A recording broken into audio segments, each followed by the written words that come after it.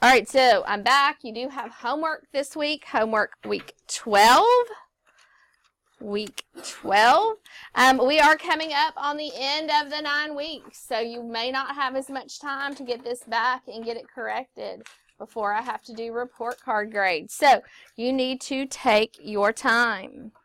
Number 2, this does say negative 0.12, negative 12 hundredths. 4 and 5 are no calculators. Lots of people have had the exact right answer on 4 and 5 and no work shown. What does that make me believe? You used a calculator. I have to see your work.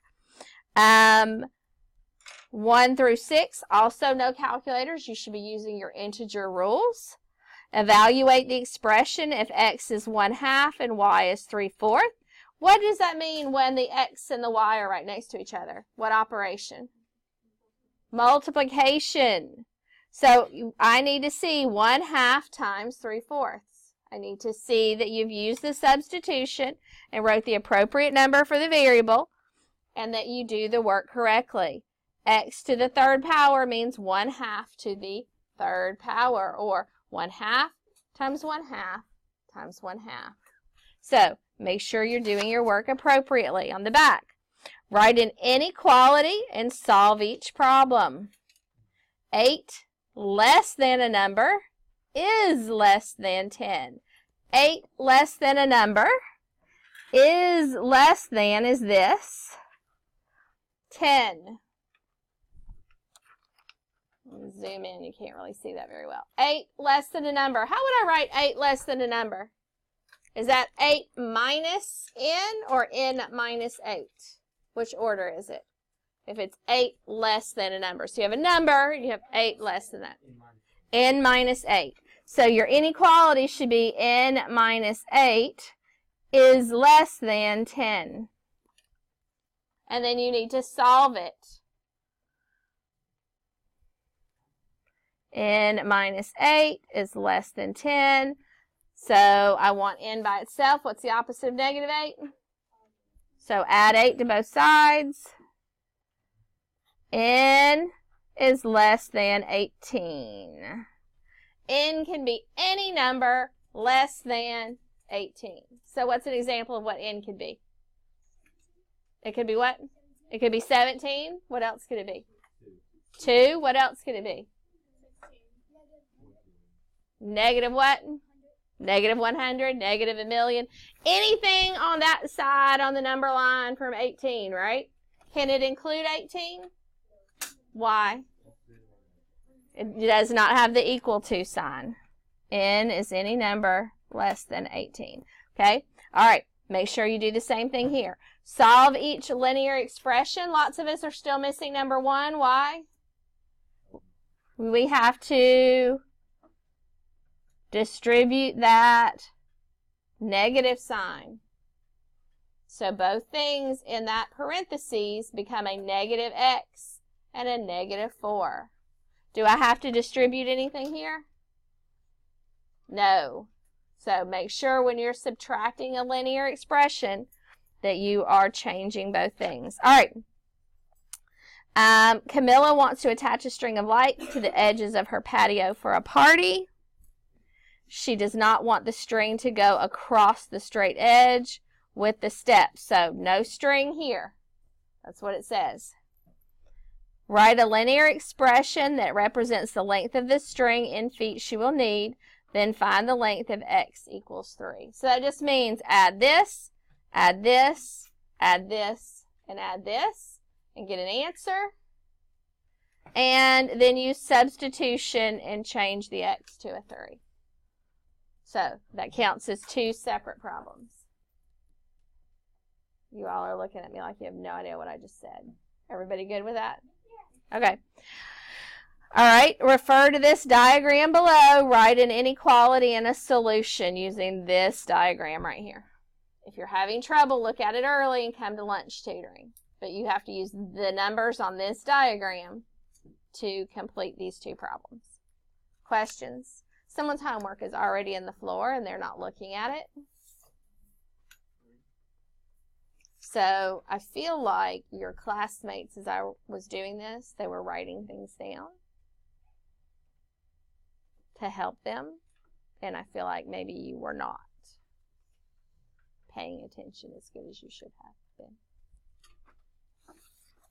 All right, let's take a look. So you just watched a video that went over this foldable, correct? The percent proportion. So it's similar to the percent problems you were doing last week when I was absent. We were always finding the percent of a number. So on this percent proportion, you were looking for the percent. You knew the part, you knew the whole. And no, they gave you the the percent of a number.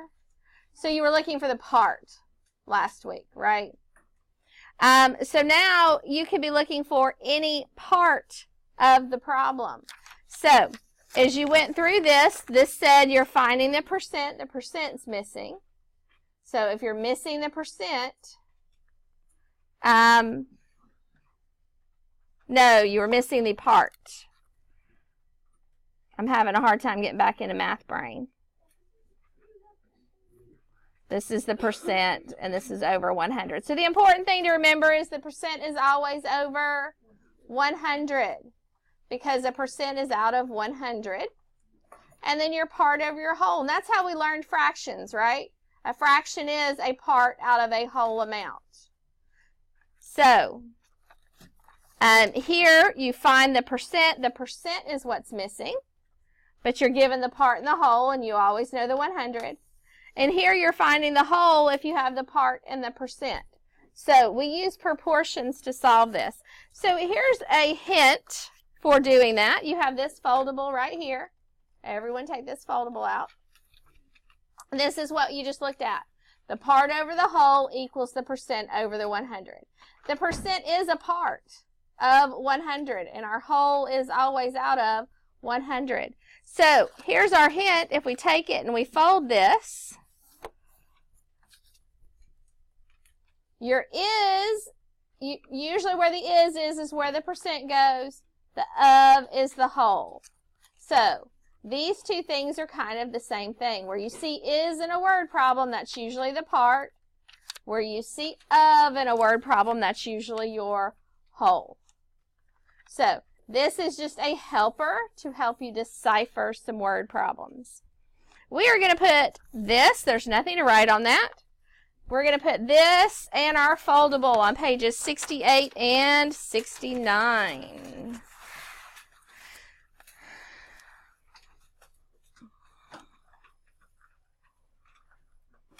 Mm. 68 and 69. You're just going to glue those on. We're going to catch our table of content up, and then we're going to look at some of the work.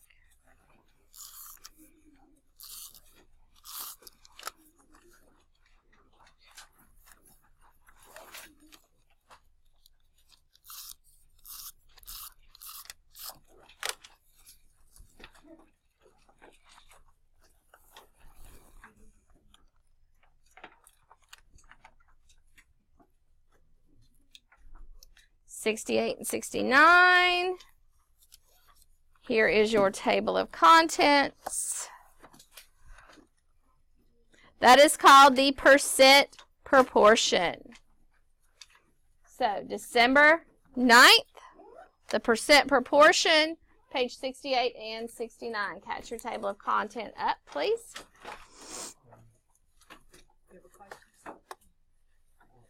Make sure you have your name, date, first block, second block, third, whatever. Up here, it's reminding us of the percent proportion. The is over the of. What's the is? Is that the part or the whole? Part. And the of is the whole. Those are the same thing. The is and the part. And remember, the percent is the part out of 100, and the whole is 100. Write a proportion and then solve it for each problem. Be sure to show all of the steps for solving a proportion. If necessary, round answers to the nearest tenth. That's important, that rounding. Some of us don't read that part, but your answer is not correct if you will go out to the hundredths or the thousandths. Now, if it doesn't go out to the tenths, that's okay. But what it's saying is if you get a decimal that's really long and goes out past the tenths, you have to round to the tenths. What number is 70% of 45? So what number is that? The is what we don't know. What number is? So we don't know the is. 70% of 45. So I always start this by writing the percent proportion. Write that over 100. I always start every single one of these by writing that right there. That gets me my start. Then I go through and I look for what goes above the 100. The 70, the percent goes over the top. And so then what I have on the other side is the is of the of, or the part over the whole. What number is, that means I don't know this, 70% of 45. And so where does my 45 go? Bottom.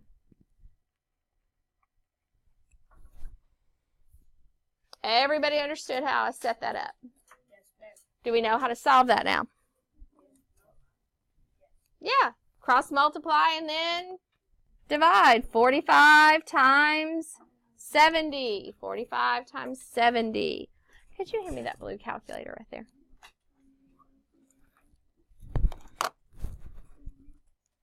$45 times 70.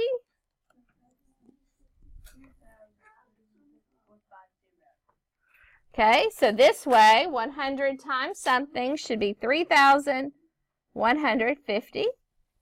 If I don't know what that is, what am I going to do? Divide. Divide by 100. I should get 31.5.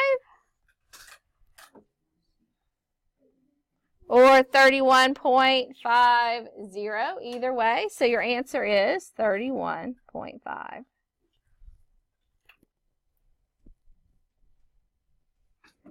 Everybody okay with that? Start the second one. Write your setup just like this. Every single time, that's the first thing you're going to do. Step one. And then I'm going to look. Do I see the percent in there? So where am I going to write that? Above the 100, so 23. So 23% of 75 is what number? That's the question. So of is down here, of 75 is what number?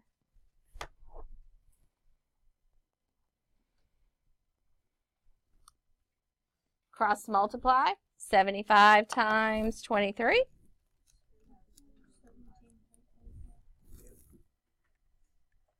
And then that number divided by 100.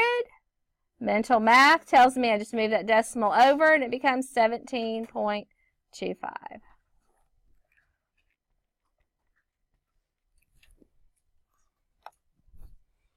All right, the next one's a little bit different. How am I going to start it? Just write your format. And then start looking. 45 is what percent of 90? We don't know the percent. We have the 45 is what percent of 90? So where's the 45 go? Top, over here. And the 90 goes over here. Well, I know that's half. 45 is half of 90. What's the percent for half? 50%, right? If I didn't know, I could check.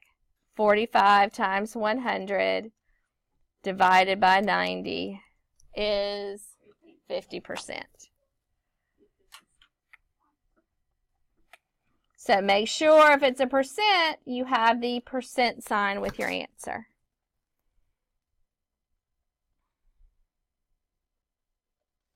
Let's skip down and try number 5. I can tell in 4 the percent's what's missing again. Let's skip down to number 5. 15 is 25% of what number? Always start by writing this. What is it I know in this problem? I know 25%, so that goes over the 100. 15 is, it goes in the top, right? Of what number? So cross multiply. 100 times 15 is 1,500. 1,500 divided by 25. 60.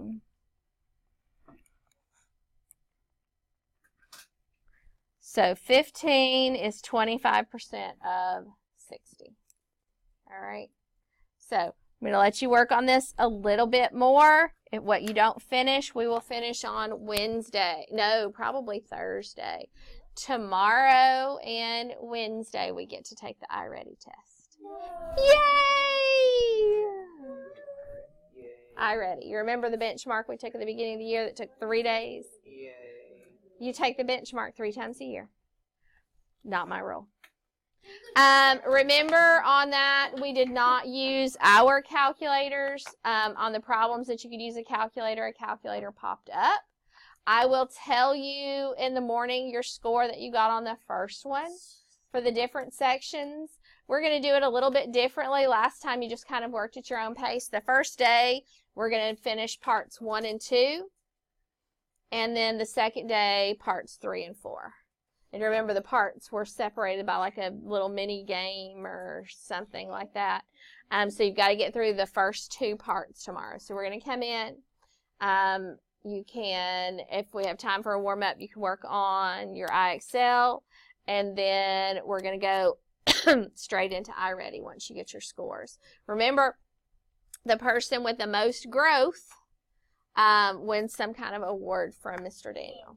Right? So it doesn't really matter how well or how much you struggled on the first one. What matters is showing your growth on the second one. And I think you all have learned an awful lot this year. So I would think there would be a good bit of growth. And so what we don't finish on this today, we will finish in class. We're going to spend the rest of the week that's not iReady on the percent proportion. And then I think all we have left in this unit is scale. And then we're done with this unit. And then we get to go to geometry. Yay. What's up? I missed y'all and your fun attitudes. Yeah. I like math. I missed you the most. The mostest. All right.